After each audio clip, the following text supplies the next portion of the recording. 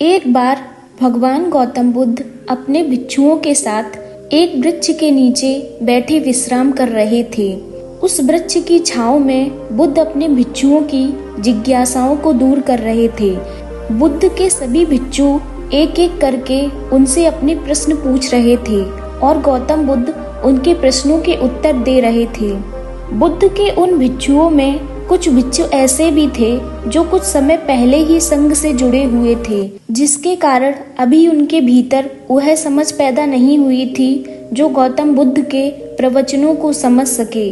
गर्मियों का समय था, सूरज अपने चरम पर था और चारों तरफ धूप ही धूप थी, लेकिन उस वृक्ष के कारण बुद्ध और उनके सभी भिक्षु आराम से छांव में बैठे हुए थे। इतने में ही गौतम बुद्ध के एक भिक्षु की नजर एक बूढ़े व्यक्ति पर पड़ती है जो उस वृक्ष के पास से ही गुजर रहा था। वह भिक्षु उस बूढ़े व्यक्ति को देखकर अचानक से ही हंसने लगता है। उस बूढ़े व्यक्ति की उम्र बहुत ज्यादा हो गई थी, जिसके कारण उसकी कमर मुड़ी हुई थी। उस बूढ़े व्यक्ति के हाथ में एक डंडा था, जिसका सहारा लेकर वो बूढ़ा व्यक्ति अपनी मंजिल तक पहुंचने का प्रयास कर रहा था। उस बूढ़े व्यक्ति का शरीर केवल हड्डियों का ढांचा मात्र था। अपने भिक्षु को हंसते हुए देख बुद्ध उनसे कहते हैं कि मेरे प्रिय भिक्षु, कृपया कर हंसो मत, क्योंकि जिस व्यक्ति को देखकर तुम अभी हंस रहे हो वो कोई साधारण व्यक्ति नहीं है, बल्कि वह व्यक्ति इसी क्षण तुम्हारे जीवन को रूपांतरित करने की क्षमता रखता है। जो आज तक मैं तुम्हें सिखा नहीं पाया वह यह बूढ़ा व्यक्ति तुम्हें सिखा रहा है। इसके द्वारा दी गई सीख को बेकार न करो।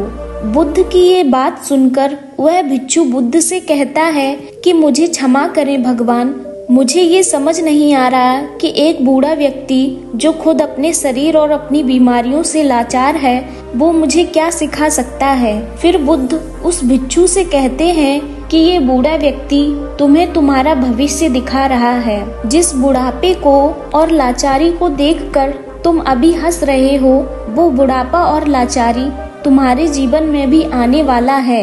वह बूढ़ा व्यक्ति तुमसे कह रहा है अभी समय है, इस स्वस्थ शरीर को अच्छे कर्म करने के लिए उपयोग करो। अगर तुम्हारा ये शरीर तुम्हारे हाथ से निकल गया तो फिर से वापस नहीं आएगा, और अभी तुम्हारा ये शरीर सही से काम कर रहा है, जैसे कि तुम्हारे हाथ, पैर, आँख, कान और ये सभी चीजें सही से काम कर रही हैं। क्या यह छोटी बात है और क्या तुम इसे मामूली सी बात समझ रहे हो?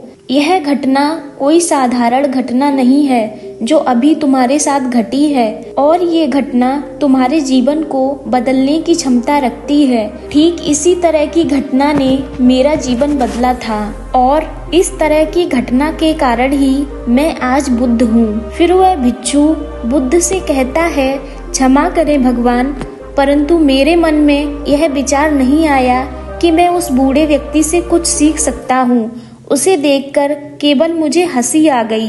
फिर गौतम बुद्ध उस भिक्षु से कहते हैं, ऐसा इसलिए हुआ क्योंकि तुम्हें अपने भीतर कहीं न कहीं यह लगता है कि जिस स्थिति में आज वो बूढ़ा व्यक्ति है उस स्थिति में तुम कभी नहीं जाओगे, और जिस बुढ़ापे का और लाचारी का सामना आज वो बूढ़ा व्यक्ति कर रहा है तुम्हें लगता है कि उसका सामना तुम कभी नहीं करोगे, इसीलिए तुम उस बूढ़े व्यक्ति को देखकर हंस रहे थे। तुमने सच्चाई को नजरअंदाज कर दिया। अगर तुम सच्चाई को देख लेते तो चाहकर भी अपने आंखों के आंसुओं को नहीं रोक पाते, परंतु तुमने सत्य को अनदेखा कर दिया और तुम बड़ी संभावना से चूक गए। बुद्ध की ये बात सुन वो भिक्षु बुद्ध से क्षमा मांगता है और ये निश्चित करता है कि वह अपने स्वास्थ्य का उपयोग अपने अहंकार को बढ़ाने में नहीं बल्कि परम सत्य को पाने में करेगा। इसीलिए गौतम बुद्ध कहते हैं कि हमारा स्वास्थ्य हमारा सबसे बड़ा उपहार है